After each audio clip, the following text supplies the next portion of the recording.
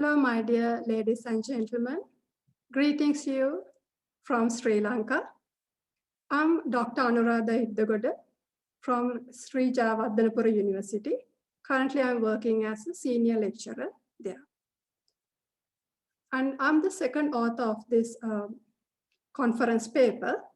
And the first author is one of my research students, Sanduni Tharika. Due to unavoidable circumstances, she is unable to present her findings today. So I decided to present her findings on behalf of my student. And the third author of this paper is Dr. Helena Bulińska-Stangrecka. And the title of our research paper is Employee Engagement and its Dynamics, an empirical study of an information technology company, Sri Lanka. The outline of the presentation today are research gaps. Second, we are going to talk about research objectives, conceptual framework or the nomological network, rationale for conceptual framework, research design, decisions regarding the hypothesis, that means bridging the research gaps, implications of the study, and last but not least, we are going to talk about the future implications. Employee engagement. Employee engagement, actually it has become a buzzword in the management circles. The reason is the outcomes of employee engagement, according to Anita 2014 and Harter et al. 2002, as well as Iddagoda and Gunawardana in 2017. The outcomes of employee engagement are employee job performance and organizational financial performance.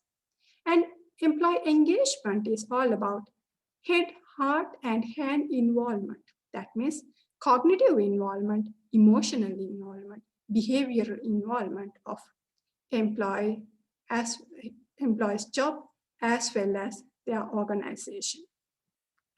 And Iddagoda et al. In 2016, they believe employee engagement is a combination of attitude as well as a behavior. Research gap. In this study, we are going to bridge an empirical research gap, and it is more toward a population gap. The gap is, let me read it for you. There is no empirical evidence about the impact of organizational culture, leadership, high-performance work practices, and rewards on the construct of employee engagement in ABC IT company. That's the research gap. And we are going to bridge this research gap with 4 objectives. Let me read the research objectives for you. To identify the impact of organizational culture on employee engagement, to identify the impact of leadership on employee engagement, to identify the impact of high performance work practices on employee engagement, to identify the impact of rewards on employee engagement. Those are the research objectives. And we have done a thorough literature review, and there are several definitions we have given in these slides. And due to the time constraint, let me read the first definition for the primary interested variable of this study, that is employee engagement. That is, employee engagement is the extent to which an employee gets involved in the job and the organization cognitively, emotionally, and behaviorally. That is the definition given by Iddagoda et al. In 2016. You can see the other definitions of the other constructs of the study: high performance work practices, rewards. And when it comes to theories that we use mainly, social exchange theory and the justice theory are the theories we have mainly used for this study. If I say something about the social exchange theory, the idea of social behavior is founded on exchange. And it was introduced by Homans, that is a researcher, in 1958. And this is also known as, this concept also known as social exchange theory. And Sachs, the researcher called Sachs in 2006, found a strong theoretical rationale on explaining employee engagement and its dynamics on social exchange theory. And if I talk a little bit more about this, symbolic egalitarianism is a high performance work practice. Iddagoda and Opather, those two researchers in their study in 2018, they have identified symbolic egalitarianism implies the use of symbols in order to minimize the differences or the gaps among the employees in all levels in the organization. This is to enhance the equity through symbols. And ultimate result is increase the self-concept and it increased the level of employee engagement because enthusiastic employee with self-concept, the exchange as a result, the employee engagement. That means high level of job performance, a good team player, and also they take extra effort in order to achieve the organizational goals. And when it comes to empirical evidence, Rana in 2015 identified a linkage between high performance work practices and employee engagement. And the researchers like Christian and other researchers in 2011 identified that the driver called employee engagement driver called leadership has a link between employee engagement. And we can explain the relationship between rewards and employee engagement using the justice theory, especially the distributive justice comes under justice theory because salary is a type of reward according to Opather in 2015. When the salary, the rewards get in a justifiable manner, that means inputs and outputs, employee inputs and outputs. And based on that, they get their salary in a justifiable way. Then they get motivated, they get inspired, and ultimately the employee engagement level goes high.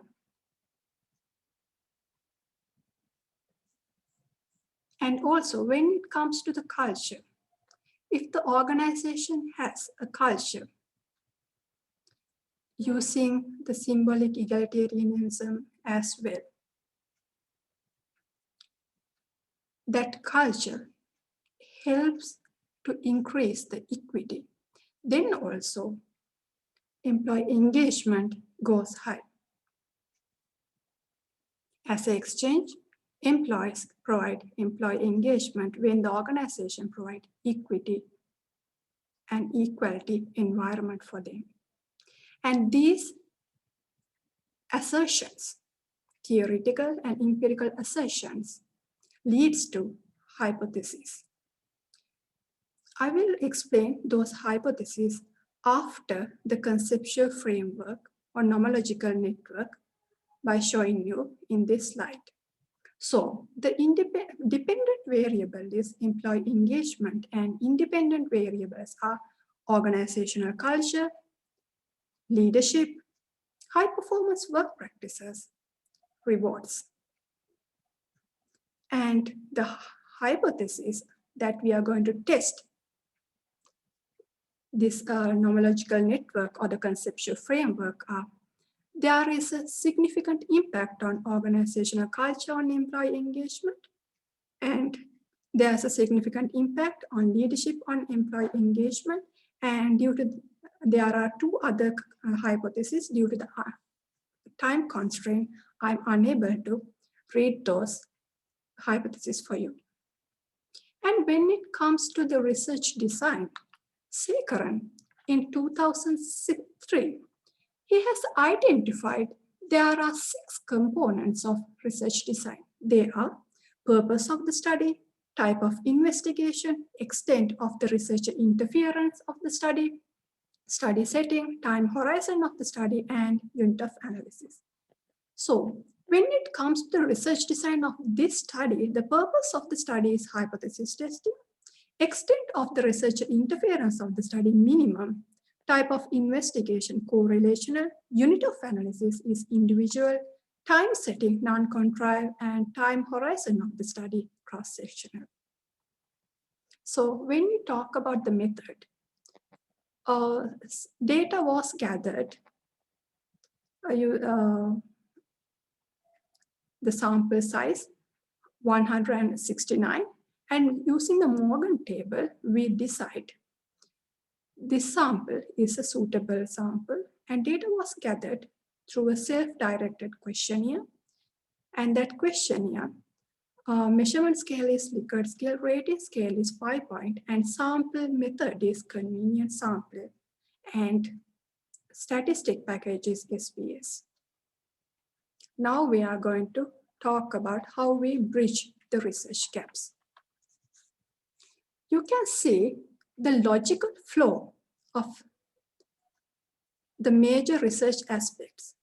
Those are available in our article as well. And for the objective 1, the logical flow, you can see the research gap.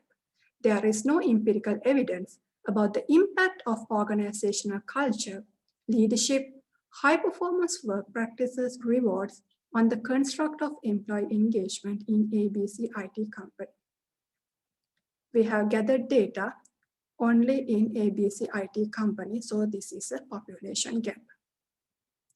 And the research objective, first one, to identify the impact of organizational culture on employee engagement. We are going to test that. Hypothesis 1, there is a significant impact on organizational culture on employee engagement. So that is the logical flow of objective 1, research objective 1. Data analysis, we have done reliability test, as well as you can see the regression analysis. And due to time constraint, I'll quickly explain what are our recommendations, findings, and all the hypotheses are accepted. And our recommendation is the leadership give some sort of an emphasis on high performance work practices, such as extensive training, symbolic egalitarianism, realistic job review, like that, extensive, and those are higher performance work practices, because we have identified those high performance work practices will lead to employee engagement, as well as leadership development programs. We have to introduce more and more, because leadership plays a huge role on enhancing the level of employee engagement and the organizational culture. And rewards, management also should concern about those as well. Limitations, this is limited to one organization, and this is therefore this is an population gap, and this is a cross-sectional study. The future studies, we need to test this nomological network or the conceptual framework in other sectors, maybe banking, maybe travel and tourism sector, as well as a future study in other IT organizations. We want to test this nomological network or the conceptual framework. So, to wrap up, today I have talked about research gaps, research objectives, conceptual framework or the nomological network, rationale for the conceptual framework, research design, decisions regarding the hypothesis, using bridging the research gaps, implications of the study as well as the future implications. Thank you very much, my dear ladies and gentlemen.